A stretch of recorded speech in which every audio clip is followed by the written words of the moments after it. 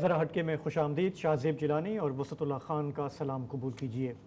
9 مئی کے حملوں کے بعد عمران خان صاحب کے لیے بظاہر ایک مشکل دور شروع ہوتا نظر آ رہا ہے۔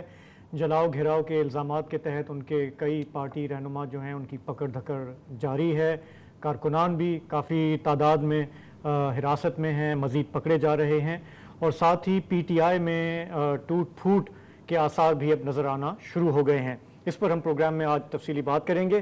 اس کے علاوہ ذکر کریں گے ریسرچ اسکالر اور کمیونٹی لیڈر گل حسن کلمتی کا، جو آج کراچی میں انتقال کر گئے۔ وہ کئی کتابوں کے مصنف تھے، جن میں کراچی سندھ جی ماروی، کراچی کے لافانی کردار اور سندھ جا ساموٹی بیٹ بھی شامل ہے۔ پروگرام کے آخر میں ان کا جو کنٹریبیوشن ہے ہماری تاریخ اور لٹریچر کے حوالے سے، اس پہ بھی بات کریں گے۔ لیکن پہلے چلتے ہیں زمان پارک، جہاں آج عمران خان صاحب نے کہا کہ انہیں خدشہ ہے کہ انہیں دوبارہ گرفتار کیا جائے گا۔ پولیس نے ان کی رہائش گاہ کا محاصرہ کر لیا ہے۔ یہ تشویش اس لیے پیدا ہوئی کہ آج دوپہر کو پنجاب کے جو نگراں وزیر اطلاعات ہیں، انہوں نے کہا کہ زمان پارک میں انٹیلیجنس اطلاعات کے مطابق 30 سے 40 دہشت گرد چھپے ہوئے ہیں۔ ان میں وہ لوگ شامل ہیں جو کور کمانڈر کے گھر پہ جو حملہ ہوا تھا اس میں وہ ملوث تھے۔ اور پھر نگران وزیر اطلاعات نے کہا کہ آپ کو 24 گھنٹے دیے جاتے ہیں کہ ان لوگوں کو سرنڈر کریں، ورنہ پھر ہم کوئی کارروائی کر سکتے ہیں۔ عمران خان صاحب نے کہا کہ اگر آپ کو یہ لوگ مطلوب ہیں، سرچ وارنٹ لے آئیں، آ کے تلاشی لے لیں۔ اور پھر اسی دوران ہم نے دیکھا کہ کافی کشیدگی رہی وہاں پہ۔ شام گئے پھر کہا وزیر اطلاعات نے کہ جی کہ ہمارا فی الحال گرفتاری کا کوئی ارادہ نہیں۔ تو اس وقت وہاں کیا صورتحال ہے؟ سیدھے چلتے ہیں، ہمارے ڈان کے نمائندے علی وقار وہاں موجود ہیں۔ علی، اس وقت آپ کے سامنے کیا ہو رہا ہے؟ آس پاس کیا صورتحال ہے؟ شاہزیب، اس وقت جو ہے صورتحال یکایک تبدیل ہوتی دکھائی دے رہی ہے۔ اب سے آدھا گھنٹہ پہلے یہاں پر ایسا سما تھا کہ کسی بھی وقت جو ہے پولیس دھاوا بول سکتی ہے، اور جس خدشے کا اظہار عمران خان نے بھی کیا تھا کہ پولیس ان کو گرفتار کرنے کے لیے آ سکتی ہے، پولیس نے ان کے گھر کا مکمل محاصرہ کر لیا ہے۔ لیکن جیسے ہی لاہور کا موسم جو ہے وہ تھوڑا بہتر ہوا ہے، گرمی کم ہوئی ہے، ویسے ہی سیاسی درجہ حرارت بھی یہاں زمان پارک میں کم ہوتا دکھائی دے رہا ہے۔ یکایک صورتحال بدلی ہے۔ اگر میرا کیمرہ مین اجاز آپ کو دکھائے تو آپ دیکھ سکتے ہیں کہ اس وقت زمان پارک کے باہر پھر دوبارہ سے وہ جو رونقیں اور وہ جو گہما گہمی ہوتی ہے کارکنان کی، وہ بحال ہو چکی ہے۔ فیملیز ہیں، فیمیل ہیں، خواتین ہیں، بچے اپنے لے کے وہ نکل آئے ہیں، کارکنان ہیں وہ بھی یہاں پر دیکھنے میں نظر آ رہے ہیں۔ عمران خان کے گھر کو جانے والا جو مرکزی دروازہ ہے اس کے سامنے آپ دیکھ سکتے ہیں کہ اس وقت کارکنان جمع ہے، جس میں خواتین کو بھی دیکھا جا سکتا ہے، بچوں کو بھی دیکھا جا سکتا ہے، اور کارکنان کا جوش و جذبہ ایک دفعہ پھر اسی طرح جو ہے بڑھتا ہوا دکھائی یہاں پر دے رہا ہے۔ مجھے کیونکہ صبح ایک بات یہ بتائیے کہ یہ تو آپ نے باہر کا منظر بتا دیا، لیکن ظاہر ہے کہ جو ماحول ہے وہ ٹینس ہے، اندر ماحول کیا ہے، اور آپ کو کیا لگ رہا ہے کہ آج رات، حالانکہ وزیر اطلاعات نے یقین دلایا کہ کل 2 بجے تک کی ڈیڈ لائن ہے تلاشی کی، لیکن آج رات کیا لگ رہا ہے؟ لوگ کیا کہہ رہے ہیں؟ فضا کیا کہہ رہی ہے؟ کچھ نہ کچھ کارروائی ہو سکتی ہے؟ وسعت صاحب، جیسا میں نے آپ کو بتایا کہ آدھا گھنٹہ پہلے یہی یہاں پر ہمیں اثرات دکھائی دے رہے تھے کہ پولیس کسی بھی وقت جو ہے وہ دھاوا بول سکتی ہے، لیکن اب کیونکہ کنال روڈ پر ٹریفک جو ہے وہ بھی کھول دی گئی ہے، یعنی پولیس ہٹا لی گئی ہے یا پیچھے ہٹ گئی ہے؟ جو زمان پارک کے اندر جو ہے وہ ماحول ابھی بھی خاصا ٹینس مجھے دکھائی دیتا ہے، کیونکہ ہمیں تقریباً 1.5 گھنٹہ پہلے زمان پارک کا جو وزٹ ہے وہ بھی کروایا گیا عمران خان کی خواہش پر۔ جرنلسٹ سارے جو تھے ان کو اندر لے کے گئے، انہوں نے یہ اوپنلی کہا ہے کہ آ کر وہ دیکھیں घर का कोई भी कोना वो अगर देख सकते हैं जहां पर हुकूमत ने दावा किया है कि 40 के करीब मुबैना दहशतगर्द यहां पर पनाह लिए हुए हैं, तो हमें वहां पे ऐसा शख्स तो कोई नज़र नहीं आया अपने ज़ाहरी हालत से कि ये कोई ऐसा शर पसंद होगा या कोई ये दहशतगर्दाना एक्टिविटी में मुलविस होगा, लेकिन लोगों के चेहरों पर जो अंदर स्टाफ मौजूद है उसके चेहरे पर हमें खौफ नज़र आया, टेंशन दिखाई दी। उन्होंने हमसे ये पूछा भी कि आप लोग तो अंदर आए हैं लेकिन ये बाहर जो सिविल कपड़ों में पुलिस वाले मौजूद हैं इनका क्या करना है, ये क्यों यहाँ पर मौजूद हैं। तो उसमें से बाज़ लोगों ने उनको ये बताया कि ये बतौर साबिक प्राइम मिनिस्टर उनकी सिक्योरिटी के लिए मौजूद है यहाँ पर ये जो पुलिस एहलकार हैं। तो ठीक है, तो ये खतरा जो है अली बस ठीक है, आखिर में बस मैं सिर्फ ये कह रहा हूँ कि इस वक्त जो पिक्चर्स हम देख रहे हैं वो काफी रिलैक्स माहौल है। पहले जो हमने देखा था पूरी एक सिक्योरिटी होती है, डंडे वाले लोग खड़े हुए होते हैं, वो हमें अभी नजर नहीं आ रहा। तो क्या ये मैं सही समझ रहा हूँ कि इस वक्त वहां पे बाहर जो है निस्बतन रिलैक्स माहौल है? बता चुके हैं ना, तो क्या ऐसा ही है।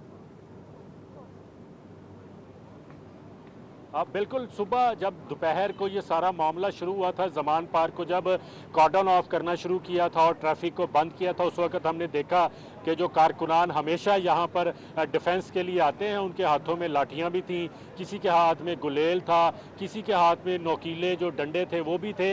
इवन दो हमने यहाँ तक भी देखा जो कारकुनान थे उन्होंने जब कनाल रोड को दोनों तरफ से बंद कर दिया था तो कनाल रोड को क्रॉस करने के लिए उन्होंने अपनी मदद आपके तहत जो यहाँ पे पोस्टर्स लगे हुए थे उसमें जो बांस के बड़े बड़े डंडे थे उसकी मदद से एक मसनूई जो है वो ब्रिज भी तैयार किया ताकि उनको मूवमेंट अगर करनी पड़े एक तरफ से दूसरी तरफ जाना पड़े तो वो उसकी मदद से वहाँ पे जा सकते हैं। सुबह के वक्त माहौल यकीनन बहुत टेंस था क्योंकि नैब की टीम भी यहाँ पर आई थी, फिर डॉक्टर्स की टीम भी यहाँ पर आई थी, तो हर आधे घंटे बाद या 30-45 मिनट बाद यहाँ पर ये एक अफरा तफड़ी सी फैल जाती थी कि पुलिस जो है वो किसी भी वक्त ज़मान पार्क की तरफ धावा बोलने को तैयार है। तो उसी तरह ही कारकुन जो थे वो भी अपने आप को तैयार कर लेते थे, अपनी सफ़बंदी करते थे। लेकिन इस दफ़ा एक चीज़ बड़ी मैंने अहम देखी, नोट की है कि तादाद बहुत कम थी उन जो डिफेंस के जो लोग थे जो पाकिस्तान तहरीक इंसाफ के लिए डिफेंस का फ़राइज़ सर अंजाम देते थे, जिन्होंने पहले भी यहाँ पर पुलिस के साथ जो झड़पें हुई उसमें हिस्सा लिया, गुलेलें इस्तेमाल की, डंडे इस्तेमाल किए, हत्ता के पेट्रोल बम भी यहाँ पर इस्तेमाल किए गए। तो आज तादाद खासी कम जो है मुझे दिखाई दी है और बहुत सारे जो है नौजवान पहले हमने भी देखे वो भी निकलते थे। बहुत शुक्रिया। देखिए ये सूरत हाल अगले 24 घंटे में पता चलेगा कि ये कैसे इवॉल्व होती है, फ्लूइड है, होती रहेगी। हाँ, तो इसके साथ हमने आज ये भी रिपोर्ट्स हमारे पास आई कि जो 3,500 से ज़्यादा लोग अभी हिरासत में हैं पंजाब हुकूमत की, उसमें बहुत सारे बेगुनाह लोग भी हैं। और प्रोग्राम से पहले ये बता भी रहे थे कि उसमें कैमरामैन भी हैं जो वहाँ खड़े हुए थे, मोबाइल फ़ोन से फिल्मिंग कर रहे थे, उनको भी उन्होंने बिठा दिया। कुछ लोग जो सिर्फ तमाशबीनी के वजह से खड़े हुए थे उनको भी धर लिया गया। हाँ, तो ये बिल्कुल ऐसा है कि पहले जाल डाला जाता है तो उसमें कछुए भी आ जाते हैं, बड़ी मछली भी आ जाती है, छोटी मछली आती है, फिर उनकी सॉर्टिंग होती है।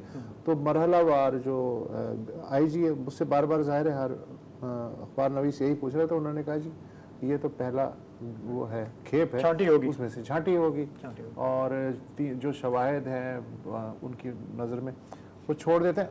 अमूमन क्रैक डाउन्स में ऐसा ही होता है। बिल्कुल ठीक है। तो बहरहाल एक छोटा सा ब्रेक लेते हैं, फिर आके वापस हम बात करते हैं कि PTI के साथ अब क्या हो रहा है, उसका मुस्तकबिल क्या है।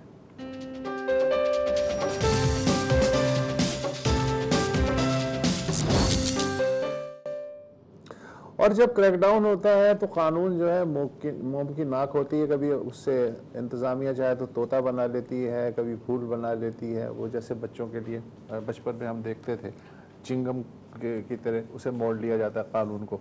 मसलन यही देखिए कि इस्लामाबाद हाई कोर्ट पिछले 2-3 दिन से सिर्फ ज़मानतें दी जा रही है और पुलिस का काम है कि वो नए मुकदमात में गिरफ़्तार कर रही है। ताज़ा तरीन ये हुआ है कि PTI के जो साबिक़ MN है अली मोहम्मद ख़ान, मलाइका बुखारी और शीरी मज़ारी, उनको गिरफ़्तार कर लिया। फिर इस्लामाबाद हाई कोर्ट ने ज़मानत ले ली, उन्हें छोड़ दिया तो पुलिस ने कहा आओ जी दूसरे मुकदमे में दोबारा ले गए, बल्कि बाज़ों को दोबारा भी ले गए। अली जैदी जो साबिक़ वज़ीर हैं और सीनियर रुकन हैं PTI के, उन्हें हॉस्पिटलाइज़ किया गया अरेस्ट करने के बाद। फिर अब सुना यह है कि उन्हें भी जैकोबाद ले गए, हालांकि उन्होंने कल کہا تھا کہ 9 مئی کو جو ہوا ہے اس سے میرا سر شرم سے جھک گیا ہے، لیکن جو کریک ڈاؤن کرنے والے ہیں ان کا دل نہیں پسیجا۔ فواز چودھری اور سینیٹر ولید اقبال نے بھی اسی طرح کے بیانات دیے ہیں، اور دیکھنا یہ ہے کہ پولیس انہیں دوبارہ کب اٹھاتی ہے، جس طرح کی فضا لگ رہی ہے۔ پی ٹی آئی میں جو توڑ پھوڑ ہے وہ اس کے بھی آثار دکھائی دے رہے ہیں، لیکن یہ نئی نہیں ہے۔ 2 سال پہلے آپ کو یاد ہوگا کہ جہانگیر ترین اور پھر علیم خان اور پھر اوہن چودھری صاحب یہ ڈسگرنٹڈ لوگ تھے، پی ٹی آئی کے بالکل بانی تھے، دامے درمے قدمے سخن خان صاحب کے ساتھ تھے، پھر اچانک راہیں جدا ہو گئیں اور پتہ چلا، پھر ہمیں شک ہوا کہ شاید پی ٹی آئی حقیقی بنانے کی کوئی سازش ہو رہی ہے، لیکن پھر ان لوگوں کا اب تک پتہ نہیں ہے۔ اب 9 مئی کے بعد کراچی سے جو پی ٹی آئی کے سابق ایم این اے ہیں محمود مولوی، انہوں نے کہا جی کہ میں نے استعفیٰ دے دیا ہے، میں اس پارٹی کے ساتھ نہیں چل سکتا۔ پھر پی ٹی آئی پنجاب شمالی پنجاب کے صدر اور سینئر رکن عامر محمود قیانی، وفاقی وزیر بھی رہ چکے ہیں، انہوں نے بھی کہا ہے جی مجھے 9 مئی کے واقعہ سے بہت تکلیف ہے، لہذا میں پارٹی ہی چھوڑ رہا ہوں، بلکہ سیاست بھی چھوڑ رہا ہوں۔ ہاں، لاہور سے پی ٹی آئی کے ٹکٹ ہولڈر ہیں میاں عباد فاروقی، انہوں نے پہلے ایک ویڈیو پیغام جاری کیا کہ جی وہ اپنا ٹکٹ واپس کر رہے ہیں، پھر آج جب انہیں ازدائے دہشت گردی کی عدالت میں پیش کرنے کے لیے لایا گیا تو انہوں نے قیدیوں کی گاڑیوں سے جو گاڑی تھی اس میں سے جھانک کے صحافیوں کو بتایا کہ وہ اب بھی عمران خان کے ساتھ ہیں۔ پنجاب میں ایک ضلع 5 جو پارٹی ٹکٹ ہولڈر تھے ان میں سے 3 کا کہنا ہے کہ انہیں نیب کے نوٹسز طلبی کے موصول ہو چکے ہیں، اور باقی جو ٹکٹ ہولڈرز ہیں وہ ادھر ادھر ہو گئے ہیں یا روپوش ہو رہے ہیں۔ 1-2 کے بارے میں خبر ہے کہ وہ شمالی علاقہ جات بھی نکل گئے ہیں۔ عمران خان کو ریلیوں سے دور رکھنے کی حکمت عملی ہے، مرید کے میں ان کا جلسہ ہونا تھا، اب دیکھتے ہیں، وہ مجھے نہیں لگ رہا کہ ہو پائے گا۔ ٹکٹ ہولڈرز کے لیے کوشش یہ ہے کہ وہ اپنی سرگرمیوں سے یا تو دور رہیں ورنہ پارٹی سے لا تعلقی کا اعلان کریں۔ مجھے جولائی 2018 سے پہلے کے مناظر یاد آ رہے ہیں، یہی کام مسلم لیگ نون کے ساتھ ہو رہا تھا جو اب پی ٹی آئی کے ساتھ ہو رہا ہے، لیکن عمران خان نے کہا اس سے کوئی فرق نہیں پڑتا۔ جس پارٹی کے پاس 70% اس کی مقبولیت ہو ملک میں، آپ اس کو ختم نہیں کر سکتے۔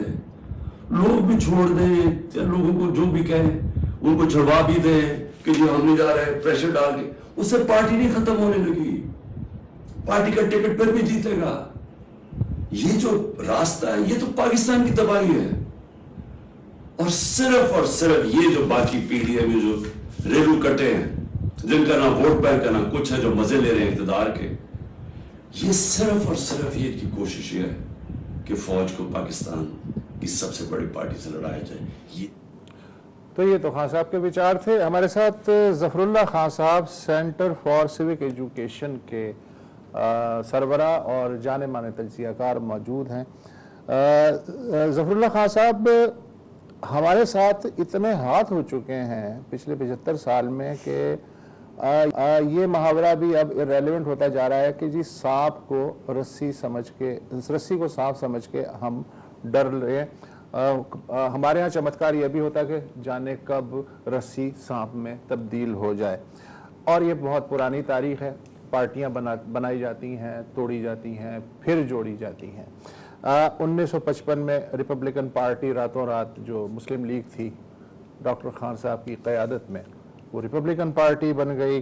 پھر ایوب خان آئے تو جو مسلم لیگ تھی اس کے کئی ٹوٹے ووٹے ہوئے، بہت سو کا نکاح ہوا، کئیوں کا متا ہوا، کنونشن مسلم لیگ، کونسل مسلم لیگ، بلا بلا بلا۔ پھر ضیاء کے دور میں جو لیگ بنی نان پارٹی ایوان میں سے، اس کے بطن سے نون لیگ نکلی، پھر اس کے بطن سے قاف لیگ نکلی، ایم کیو ایم بنائی گئی، پھر ایم کیو ایم حقیقی بنائی گئی، پھر ایم کیو ایم بہادر آباد بنائی گئی، اب ایم کیو ایم لندن ہے، اللہ خیر جانے۔ پیپلز پارٹی کے ساتھ بھی بڑا ہاتھ کرنے کی کوشش کی گئی۔ نیشنل پیپلز پارٹی مرحوم غلام مصطفیٰ جتوئی صاحب کی، پھر فاروق لغاری کی ملت پارٹی، پھر پیٹریوٹ پیپلز پارٹی پیٹریوٹ جب ظفر اللہ جمالی کی ایک فوجی عامر نے حکومت بنوانی تھی۔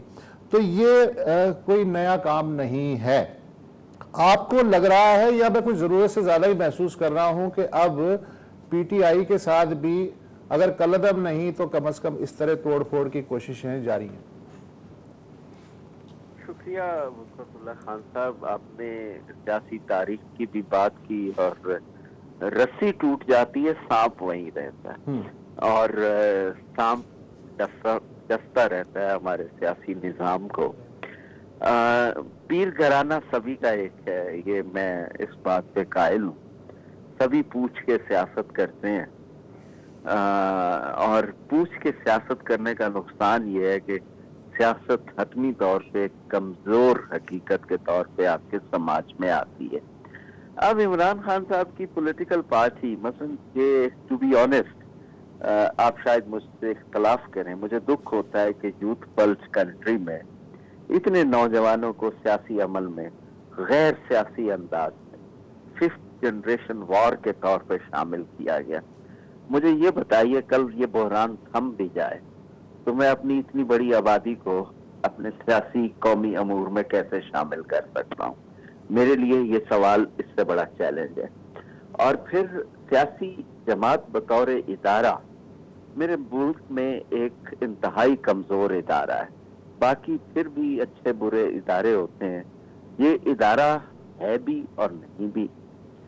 یہ ایک شخصیت کے گرد گھومتا ہے، یہ ایک نظریے کے گرد گھومتا ہے، یا فقط ایک لمحاتی ضرورت کے گرد گھومتا ہے؟ بدقسمتی سے کہنا یہ پڑتا ہے کہ یہ ایک لمحاتی ضرورت کے طور پہ زندہ ہے، ورنہ اگر یہ شخصیت کے گرد بھی ہوتا تو اس کے کوئی افکار ہوتے، کوئی اس کا ادارہ جاتی نظام ہوتا، اور اگر ایک واقعی ادارے کے طور پہ ہوتا تو اس کے کوئی خد و خال کمزور کچے۔ نہیں یہ تو چلے ٹھیک ہے، آپ کی رائے اپنی جگہ، لیکن میرا سوال یہ ہے کہ اب ان کے ساتھ کیا ہونے جا رہا ہے؟ یہ اسی طرح پارٹی اندر سے ہوگا کہ چل بھئی تو نکل جا، تو کوئی دھڑا بنا لے، یا کلعدم قرار دینے کی، مطلب بادل جو ہیں ان کو دیکھ کے ذرا پریڈکشن کریں کہ رنگ کیا ہے ان کا؟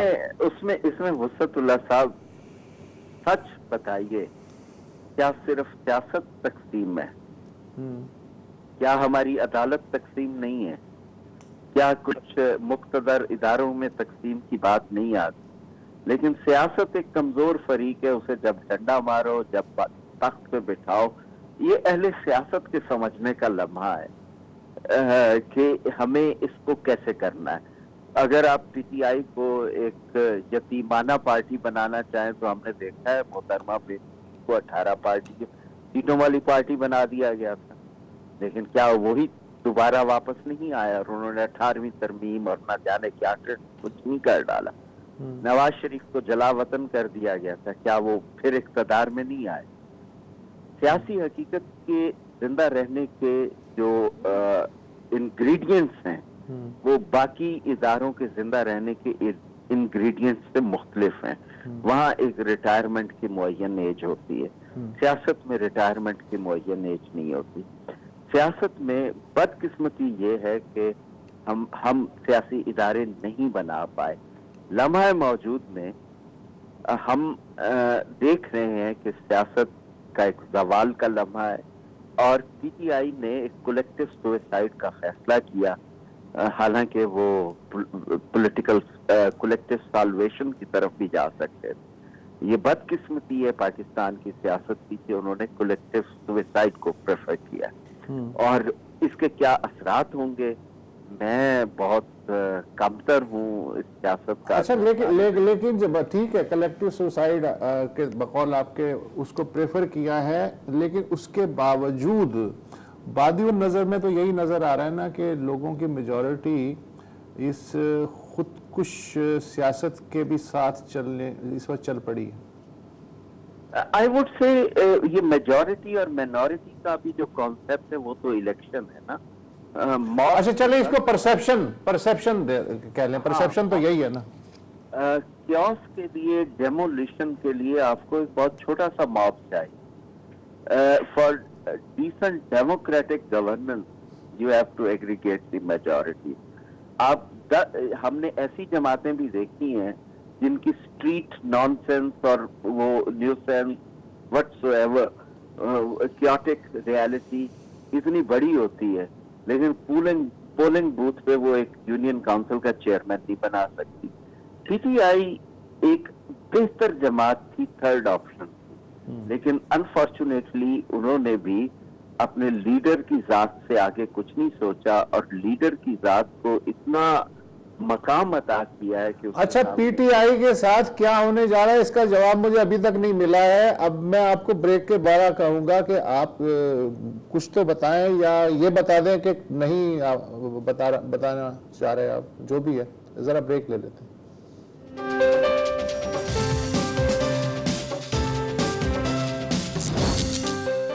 پی ٹی آئی میں 9 مئی کے واقعات کے بعد ٹوٹ پھوٹ کے آثار ہیں. عمران خان صاحب کی سیاست کا کیا مستقبل ہے, اس پر ہم پروگرام کے اس حصے میں بات کر رہے ہیں. ہمارے ساتھ ہیں تجزیہ نگار ظفر اللہ خان. ظفر اللہ صاحب, آپ چونکہ ویسے اسلام آباد میں ہوتے ہیں, آپ ابھی کراچی میں آئے ہوئے ہیں. میں تھوڑا سا یہ بیک گراؤنڈ آپ کو دیتا چلوں کہ اس پروگرام میں میری بارہا یہ پوزیشن رہی ہے کہ عمران خان صاحب کا بہت مستقبل تھا پاکستان کی سیاست میں. جب ان کو ہٹایا گیا پرائم منسٹرشپ سے, اگر وہ تھوڑا سا صبر و تحمل سے کام کرتے, نیشنل اسمبلی نہ چھوڑتے, اسمبلیاں ڈیزالو نہ کرتے, فوج کے خلاف وہ کیمپین نہ چلاتے جو انہوں نے چلائی, کیونکہ ہم جانتے ہیں کہ ہمارے عدلیہ میں, ہماری فوج میں ان کے لیے بہت سارا گڈ ول ہے. وہ ان کو اقتدار سے ہٹانے کے بعد بھی تھا, جو آہستہ آہستہ وہ گنواتے گئے. پچھلے حصے میں وسر صاحب نے ہمیں تاریخ بتا دی کہ ہمارے یہاں پارٹیاں کیسے بنتی اور ٹوٹتی رہی ہیں. ریپبلکن پارٹی سے وسر صاحب نے حوالہ دیا. میں آپ کو اتنا پیچھے نہیں لے جاؤں گا, صرف 6-7 سال پیچھے. 22 اگست 2016 کراچی کی بات ہے. الطاف حسین صاحب ایک سپیچ کرتے ہیں, ریاست فیصلہ کرتی ہے کہ بس اب بہت ہو گیا. اس کے بعد ہم نے دیکھا کہ ایم کیو ایم کے ساتھ کیا ہوا, اور اب جو ہمارے پاس جو بچی کچی ایم کیو ایم ہے وہ minus Altaf M Q M ہے. میں آپ سے یہ جاننا چاہ رہا ہوں بہت ہی پوائنٹڈلی کہ الطاف حسین صاحب کے لیے جو 22 اگست تھا, کیا عمران خان صاحب کے لیے یہ 9 مئی ویسا ہی ثابت ہوگا؟ بدقسمتی سے آپ کا تجزیہ اور آپ کا جو آپ نے انالیسس کیا یا نتائج اخذ کیے ہیں وہ درست ہیں. کاش عمران خان نے ووٹ آف نو کانفیڈنس کے بعد اسمبلی نہ چھوڑی ہوتی تو 153 ممبر ان کے اپنے تھے, اور اپوزیشن کے 3 جماعتوں کے پاس, پیپلز پارٹی, ایم ایم اے اور پی ایم ایل این کے پاس 154 تھے. باقی تو اوپر سارا سیاسی خراج تھا, جو ادھر بھی جا سکتے تھے ادھر بھی جا سکتے تھے. اگر آپ مجھ سے آنیسٹلی پوچھیں کہ جس طرح کے خوبصورتی سے یہ حکومت چلائی گئی ہے, شاید آج دوبارہ دوسری بار ایک ہی اسمبلی کی عمر میں دوسرا ووٹ آف نو کانفیڈنس ہوتا. لیکن کیونکہ عمران خان صاحب بنیادی طور پہ ایک ریفارمر ہیں, ایک ہیرو ہیں, ایک مہاتما ہیں, بدقسمتی سے وہ ایک پروڈنٹ پولیٹیشین نہیں ہے, تو انہوں نے اسمبلیوں سے باہر جانا پسند کیا.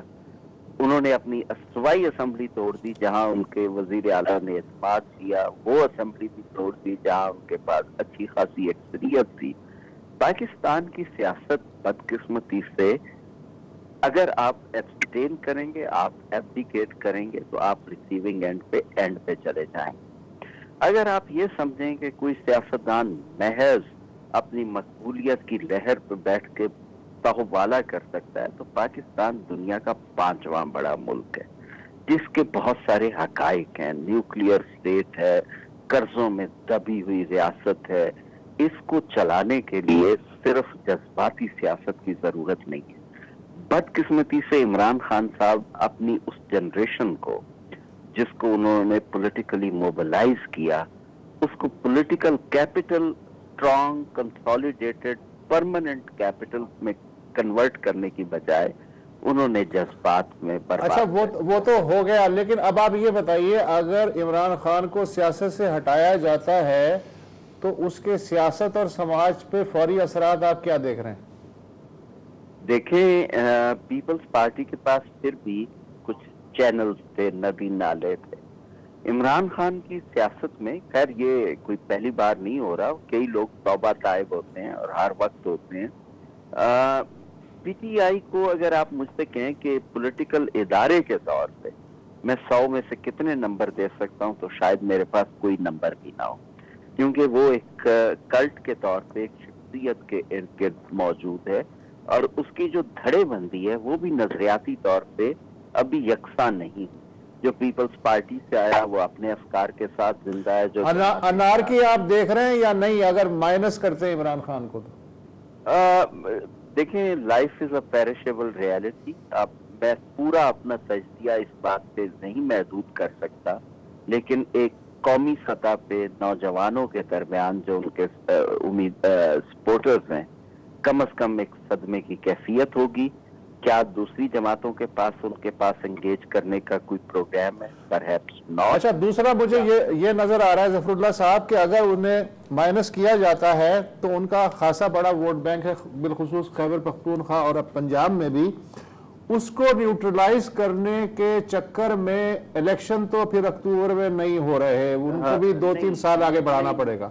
نہیں, اس میں نیوٹرلائز کرنے کی بات نہیں ہے. آپ کا جو 51% تک بدقسمتی سے بڑی محنت کے بعد ووٹر ٹرن آؤٹ کیا تھا, وہ پھر 20-22% پہ آ جائے گا. نوجوان مایوس ہو جائیں گے کیونکہ کسی پارٹی کے پاس ان نوجوانوں کو ری انگیج کرنے کا, ان میں ری انسپائر کرنے کا کوئی پروگرام نہیں.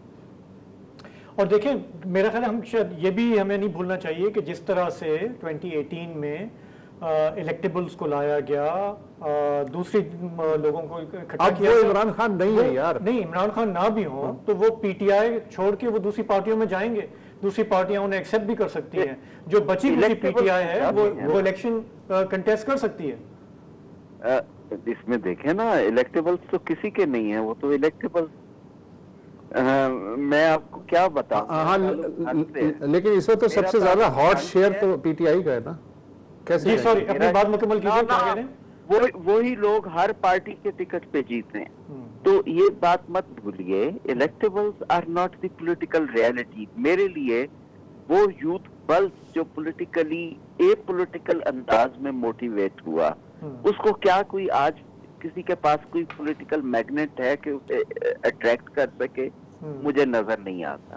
عمران خان اگر سیاسی منظر نامے سے ہٹائے جاتے ہیں یا ہٹ جاتے ہیں لا کی مجبوریوں کی وجہ سے, کیا یہ نوجوان گھر بیٹھ جائیں گے یا کسی انداز میں سیاسی عمل کا حصہ رہیں گے؟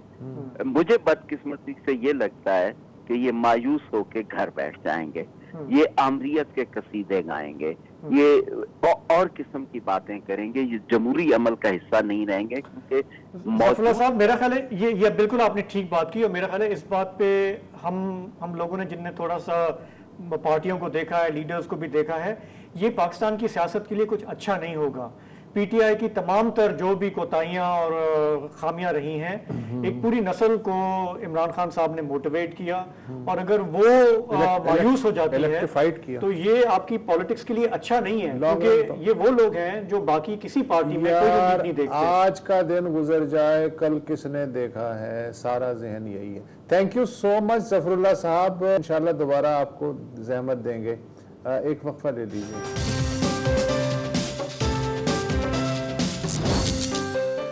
ہم سندھ والے ایک صاحب کو بخوبی جانتے ہیں, مجھے نہیں پتا کہ باقی صوبوں میں ان کی شہرت کی کیا صورتحال ہے.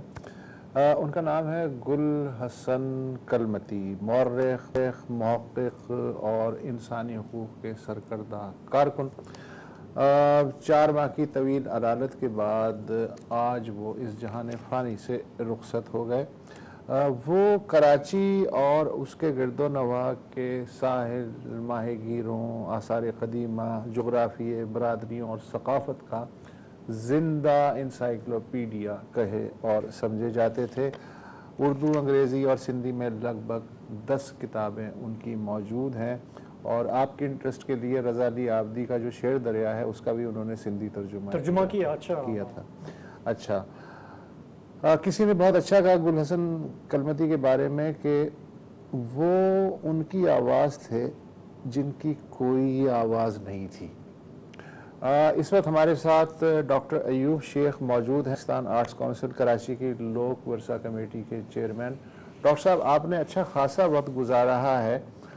ہم ظاہر ہے کہ انہیں دور دور سے دیکھتے تھے اور جب بھی تقریبات میں ملتے تھے سلام دعا ہو جاتی تھی.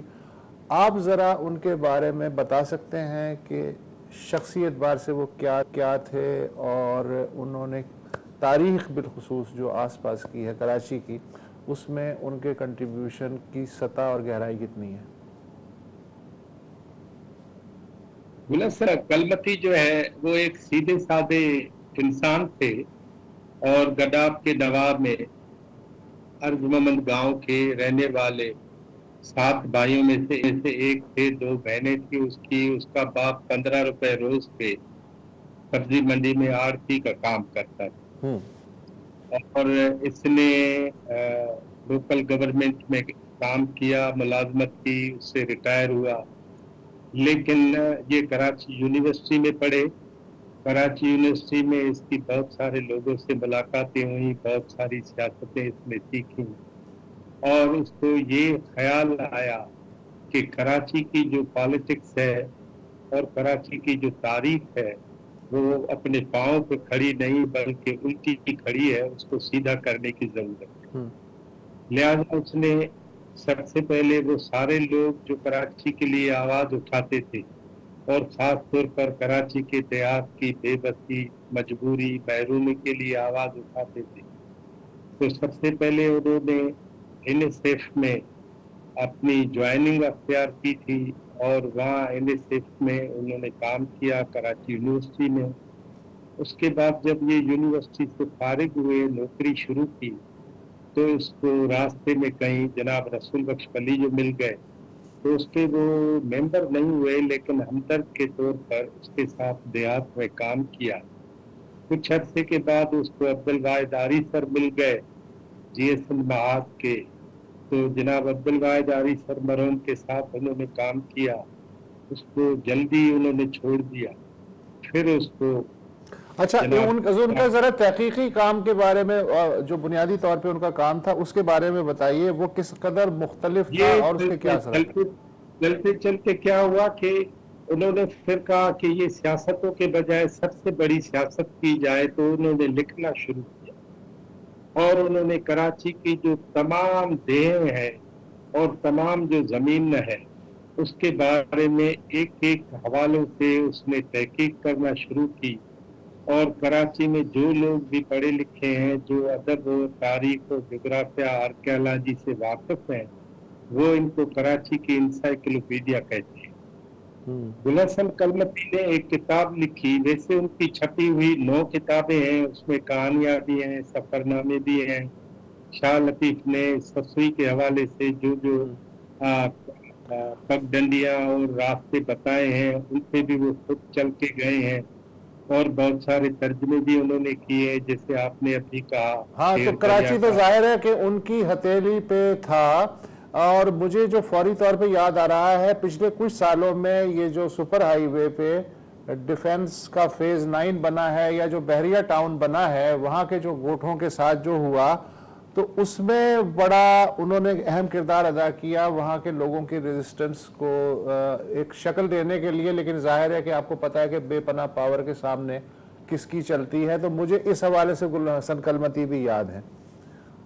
उससे थोड़ा पहले उसने एक किताब लिखी सिंधी में जो पहले 400 पेजेस पे थी, फिर वो 900 पेजेस पे हो, कराची सिंध जी मारवी।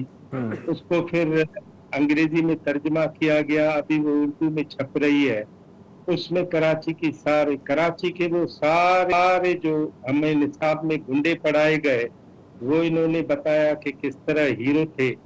जो जमीनें यहाँ के लोकल लोगों की थी उसके बारे में बताया, किस तरह हुकूमतों ने मिलके उसकी बंदर बांट की है। और फिर उसने एक इंडिजिनस अलायंस बना के उसमें शमूलियत अख्तियार की और उनके थ्रू उन्होंने जमीन की बचत के लिए, हिफाजत के लिए बहुत सारा लिखा। और फिर उन्होंने जहाँ जहाँ भी जमीनों पे कब्जे हुए जो भी लोग थे उन सब के खिलाफ आवाज बुलंद की, अपनी लिखाई में बुलंद की, लोगों के प्रोटेस्ट में बुलंद की, कभी धरना दिया, कभी जुलूस निकाला। उसमें ये हर वक्त मौजूद था। माहीगीरों के साथ समंदरी हुदूद में जो तजावज हो रहा था, मामला इंक्रोचमेंट हो रही थी, जो सिंध के आइलैंड है उसके हवाले से, उसमें उनकी बहुत बड़ी जदोजहद रही है और मुसलसल जदोजहद रही है। जब तक वो अस्पताल में बिस्तर पर नहीं आए तब तक उन्होंने वो जदोजहद की। और अभी भी जब आज उसको हम दफन करके आए हैं, फिर भी वो बहरिया टाउन केस में जमानत पे रहा है اور ابھی بھی اس کی جو کیس ہے، جو مقدمہ ہے، وہ اس پہ تاحال داخل ہے، اور ان کا خیال تھا کہ بحریہ ٹاؤن جیسے جو منصوبے ہیں وہ صرف یہاں کے ثقافت اور یہاں کے لوگوں کے حوالے سے نہیں، لیکن ایک بڑے قبضے کی بہت ہی خطرناک شروعات. ڈاکٹر صاحب، جو گل حسن صاحب کا اسٹرگل تھی یا کنٹریبیوشن تھی، بلا شبہ اس کا ایک اپنا مقام ہے. میرے ذہن میں ابھی جو نام آ رہے تھے جنہوں نے کراچی کے حوالے سے کام کیا ہے، اختر بلوچ وہ چل بسے، عارف حسن صاحب کا بہت زبردست تحقیقی کام ہے، آرکیالوجی میں ہمارے پاس بدر ابڑو صاحب کا کافی کام ہے، کلیم لاشاری کا ہے. تو ہمارے ہاں یہ اب لوگ بہت کم ہوتے جا رہے ہیں. ہمارے ہاں جو اس وقت جو اپروچ میں نظر آتی ہے وہ ان کاموں میں لوگوں کی دلچسپی اب اتنی نہیں رہی. آپ کی کیا آبزرویشن ہے کہ کلمتی صاحب نے جو کام کیا ہے، کنٹریبیوشن کیا ہے، اتنی کتابیں لکھی ہیں، وہ ان میں انٹرسٹ بھی ہے، کوئی پڑھنا چاہتا بھی ہے، سمجھنا چاہتا بھی ہے؟ میرا خیال ہے کہ لوگ کلمتی صاحب کو سننا زیادہ چاہتے تھے، اور کلمتی صاحب جہاں بھی گئے، تو بلوچستان گئے یا سندھ کے مختلف علاقوں میں گئے، تو کتابیں پڑھنے کا ویسے بھی رجحان، وہ عمر جلیل کہتے ہیں کہ کسی مصنف کی 1000 کاپیاں اگر ایک سال میں بک جائیں تو تعلیم کا حال تو ہم اسی سے ہی دیکھ سکتے ہیں. تو کلمتی صاحب کی یہ جو کتاب تھی، یہ دراصل کراچی میں جو کچھ ہو رہا تھا 1947 سے آج تک، اس میں ایک نیا اسلوب تھا، نیا نصاب تھا، اور اس کو اگر ایک لائن میں آپ جمع کریں تو وہ یہ تھا کہ گل حسن کلمتی نے ہمیں یہ بتایا کہ کراچی 1947 سے پہلے بھی موجود تھا، اور یہ پاکستان بننے کے بعد مہارت وجود میں نہیں آیا. اور اس سے پہلے بھی یہاں NED تھا، اس سے پہلے بھی کراچی پورٹ ٹرسٹ تھا، اس سے پہلے بھی امیجنا روڈ تھا، اس سے پہلے بھی KMC تھی، اس سے پہلے بھی لاہور کا. ڈاکٹر صاحب جی، وقت کی کمی کی باعث ہمیں یہاں پہ روکنا پڑے گا. آپ کا بہت بہت شکریہ، آپ نے ہمیں یہ سب یاد دلایا. کراچی کی تاریخ کم از کم 100 سال پہلے سے تو یہ ایک بحیثیت پورٹ بن چکا تھا، انسٹیٹیوشنز یہاں پہ بن چکے تھے، اور اس ملک کا، اس شہر کا ہم نے کیا حشر نشر کیا ہوا ہے. ٹھنڈی آہیں لے رہے ہیں وسر صاحب. میرا خیال ہے ہم پروگرام یہیں پہ ختم کرتے ہیں. کل آپ سے دوبارہ ملاقات ہوگی. اجازت دیجیے. شب بخیر.